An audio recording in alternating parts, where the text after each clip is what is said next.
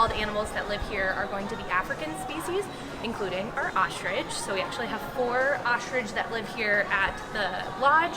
We have several over at the park as well, but every single ostrich that we have living with us is a female. So females lay eggs, and when there's no male, those eggs never turn into baby ostrich, right? So we get an excess of eggs here at the lodge. So this is what one of our ostrich eggs are going to look like.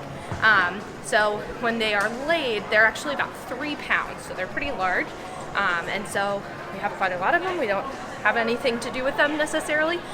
So we realized there was a way we could make use of them. So you might be able to see there's actually a hole inside this ostrich egg here. And so they actually will take the yolk out of it, and then we can use it for crafts. So I have another one here that actually, you can see this one has a beautiful artistry in it. I cannot lay any claim to this one. But so people can actually use this as a way to make art. And so kind of inspired by that, we started making ostrich egg ornaments here at the lodge a few years ago. I really should say nearly like 20 years ago at this point. So I have a couple examples of them here. So feel free to take a look. So we have sort of a mosaic to it, right? So what our team does is we actually help dye the different pieces so you can see some of the different colors on there. And then guests are able to come participate by making an ornament of their own. So you can see we have an elephant here. This one is of a turtle, probably my personal favorite. And so with that, then they're able to have a nice little take home. And most of the animal species, if not all of them, that we kind of have little ornaments of are ones we have supported through the Disney Conservation Fund. So there's been projects that have been supported. And something that's awesome is that this project or this kind of craft helps that as well. So when guests are going to Simba's Cub House or the community hall over at Kidani Village, we ask for a suggested donation of $5, and then that helps to go to the Disney Conservation Fund and then continue to support some of the different projects that we have been supported through DCF in the years past. So pretty cool.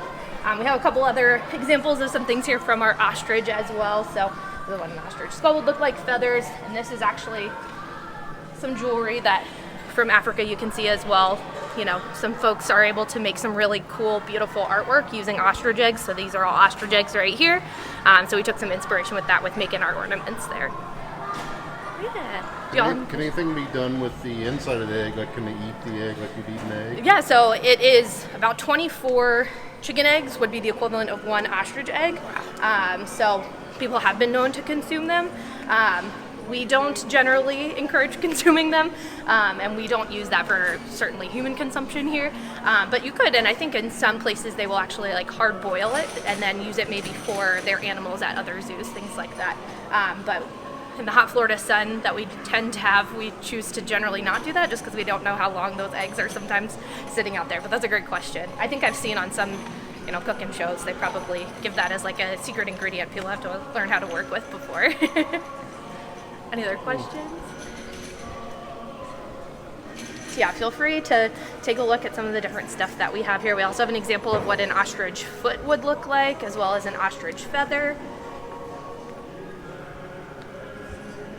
And again, all the ostrich we have here are females, so we end up with quite a few eggs as a result of them living here with us.